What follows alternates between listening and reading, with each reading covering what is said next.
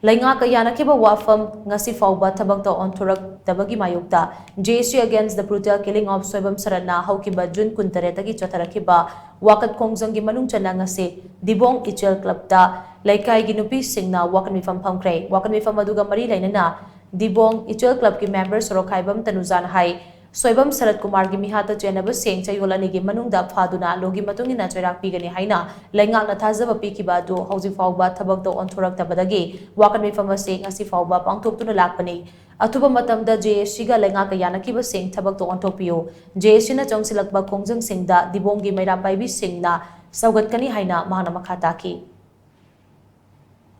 Kumarbu kuki terrorist na mihat hina hatpiramba adugi matangda June gi tarik 8 da Leingak JSC Jiri bangge JSC ga meeting amada mitra mangani gi manungda mihat ta puthokani hana hairam laga huju phawba mitra mangani gi helaba phawba da karigumba action amata lawi da basida khoi mayam changdana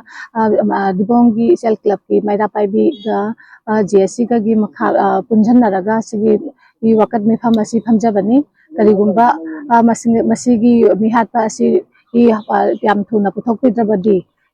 asidagi chu henba akhoi gi maira paibi Jiri bam all Jiri bam ge maira pambi sing adudagi JSC ga punna achauba khongsat kaya su changsalakpa yabagi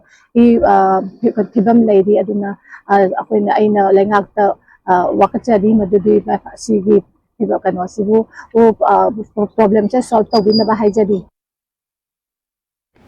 Ngasi Wakat Meepham aduda Soibam Sarat Kumar ki mihatba khudakta fagadabani yelhomi singda singnarakba lemna tharoi narco terrorist marufangna muthatkadabani kuki refugees sing Manipurda leiba yaroi Manipur gi saktam kaiba yaroi Manipur imana yaifare haiba kholau kya masulauki